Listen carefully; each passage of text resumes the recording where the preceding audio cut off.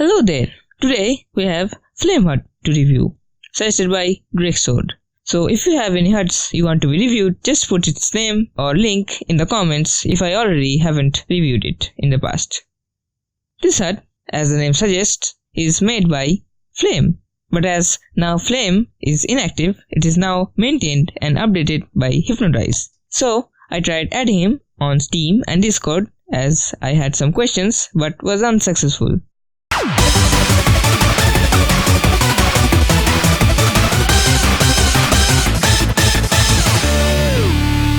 As I can see, it might be very good for the eyes in low light as it has a dark background behind the text. Just the image behind is a little bright. Speaking of, it's been so long since I've seen any other images beside the upward one, though it is possible to change that and make it darker. Now, as I can see, there's no order in which the buttons are pressed. Like, come on, who uses the offline training or the Manco store? Those two things should be at the bottom. Now, it seems that there's plenty of space on the right side, which gets covered up when you browse the casual, comp, MVM, or even the news, which no one reads. This is a solid home screen. The only two things that could make it better is the dark background image and the arrangements of the buttons. Now, let's go to the inventory or item selection. Ooh, I have to say, this is a new thing that I've seen in quite a while. And it only works when done slowly, not zooming the cursor sideways.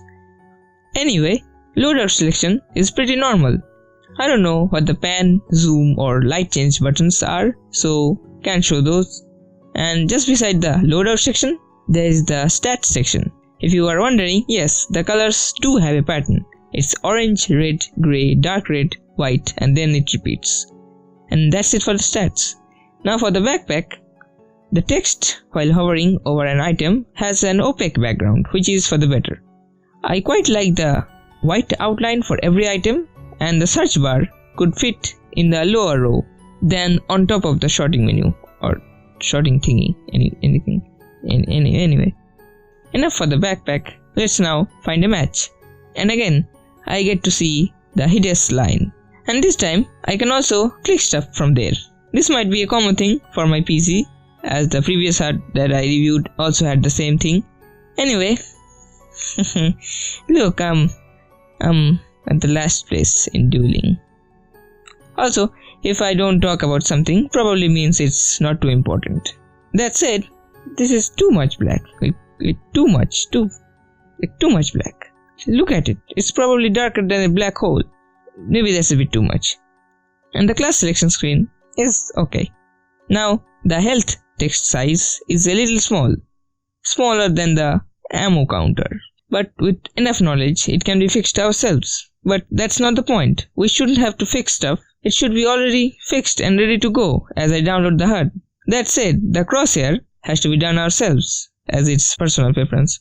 This HUD has a readme file which states how to easily enable crosshair and also add a hit marker. Here's a quick look. Find the crosshair.res file and change the value of any style of crosshair you want from 0 to 1 and then save it.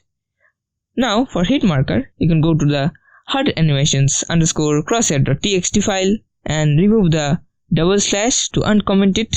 Also make sure it's the same one which is enabled in the crosshair.res file, and that's it. The sandwich slider or the sandwich counter or timer, whatever, is pretty small. Not a bad thing, it's just small. The scoreboard is also changeable from 6s to Highlander mode. Mine is set to 6s, I don't know how to change it, but it's possible.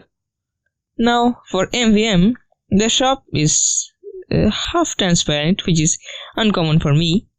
And the timer is at the lower part of the screen, pretty low and hard to notice. Again, it's not too bad, but just mild inconvenience.